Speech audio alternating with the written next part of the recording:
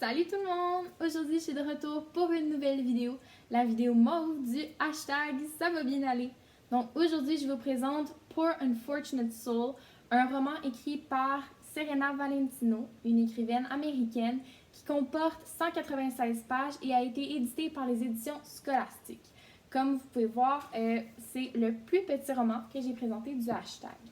Je m'excuse aussi pour le titre, si vous ne voyez pas très bien, c'est noir écrit sur noir, donc on ne verra pas très bien. Et je vous avertis, le livre est en anglais. Il n'y a pas encore de traduction française disponible. Donc, j'y vais avec un petit résumé de l'histoire. Vous connaissez tous très bien l'histoire de la petite sirène. C'est une histoire qu'on aime beaucoup, qui est très chérie par tout le monde à travers le monde. Mais là, on s'attarde plutôt à la vision à travers les yeux du méchant.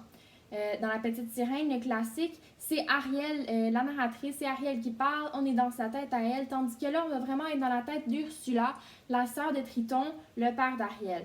Donc, on va comprendre comment elle a réussi à en venir jusque-là, comment elle a pu être tant habitée par la haine, le dégoût, et comment elle a pu être autant brisée dans sa jeunesse pour en arriver à faire ça à Ariel. Un élément de l'histoire en général, c'est que j'ai trouvé que l'histoire était lente à débuter. Je l'ai lu, je vais être très honnête, je viens de terminer le roman. J'avais pas beaucoup de motivation pour le terminer, mais j'ai bien fait de continuer parce que vraiment, j'ai lu les premières pages et je m'accrochais pas tant, mais en continuant, j'ai vraiment eu la motivation pour le terminer. C'était incroyable, il se passait plein de choses. Ça m'a vraiment embarquée dans l'histoire et je voulais pas sortir de ce livre-là. Premier élément du livre que j'ai aimé. Le vocabulaire est très précis et très riche. Je crois que le livre n'aurait pas eu le même impact sur le lecteur que si le vocabulaire était plus familier ou plus populaire, parce que vraiment, le vocabulaire riche et précis va nous emmener dans un temps où est-ce qu'il y a des robes, des bals, des reines, des rois, et que la politesse est très présente, qu'il y a beaucoup d'étiquettes autour de toutes les choses qui se passent. Et ça, j'ai trouvé ça vraiment intéressant parce que ça nous fait vraiment embarquer dans le monde et la situation actuelle du livre. Deuxième élément de pourquoi j'ai aimé ce livre.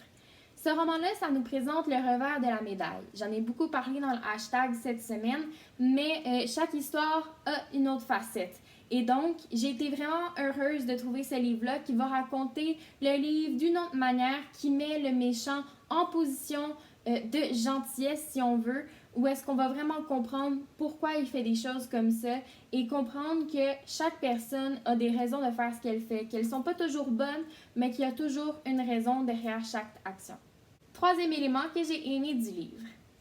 Avec Disney, avec toutes ces belles histoires de princesses-là, on a envie d'être comme elles, on les aime, on s'attache à elles, mais on s'attache beaucoup aux protagonistes, mais aussi aux antagonistes, aux méchants. Et il y a beaucoup de gens qui sont accrochés aux méchants, que leur personnage préféré, c'est pas nécessairement la princesse ou le héros dans l'histoire, non, c'est le méchant.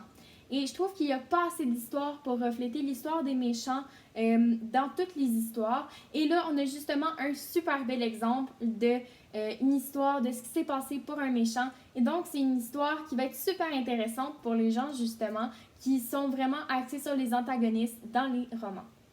Petite précision, je tiens à dire que Poor Unfortunate Soul, c'est pas le seul de la collection.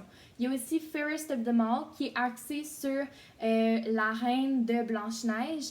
Et il y a aussi The Beast Within qui est axée, elle, plutôt sur la bête dans La Belle et la Bête. Donc, si jamais ça vous intéresse, que vous voulez lire ce roman-là et que vous n'en avez pas assez eu, eh bien, vous pouvez aller pour The Fairest of them All et The Beast Within. C'est déjà tout pour aujourd'hui. J'espère que vous avez vraiment apprécié la vidéo et que je vous ai donné envie de lire ce roman-là. Donc, n'hésitez pas à laisser un like, un commentaire, à vous abonner à la chaîne et à activer la cloche pour les notifications. Bye!